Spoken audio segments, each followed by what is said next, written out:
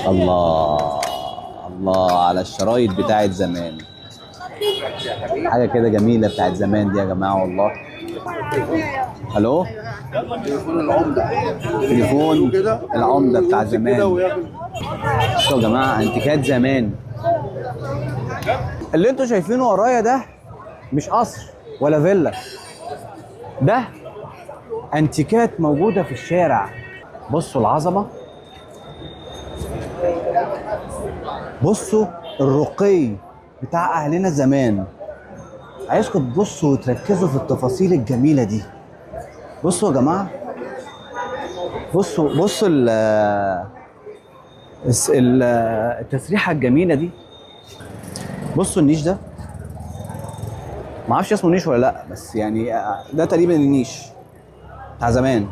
برضو مهما عملنا وجددنا فيه وشكلنا فيه الا ان القديم ده هو الاصل. بصوا الحاجات الصغيره الجميله دي. بصوا الكرسي الجميل الشيك ده طقم ده يا جماعه، ده طقم، ده طقم ملوش حل. بصوا يا جماعه الجراموفون كده دوسنا فرامل، كده يرجع تاني. حط الاسطوانه هنا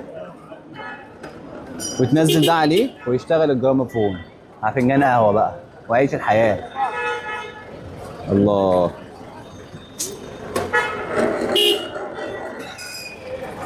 وانا ويايا بعيش زي المليونيرات، بحلم وانا معيش، ده ما عادش يبقى زمان. حسن عاوز آلات كذا. حسن عنده نوادر يا جماعه.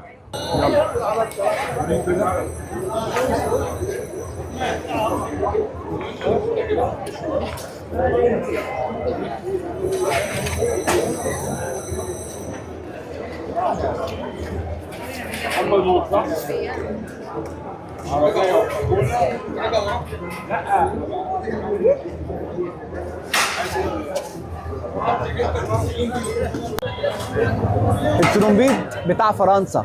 بصوا يا جماعه، ايه ده مؤمن؟ ترومبيت مختوم من باريس. مكتوب عليه باريس. حاجه قديم قوي يعني، مختوم واخد ده نحاس كله نحاس.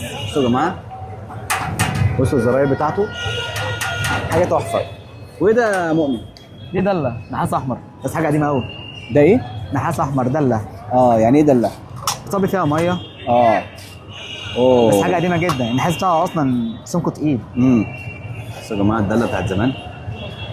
مش هقول لكم سوق العجايب، سوق العجايب والغرايب.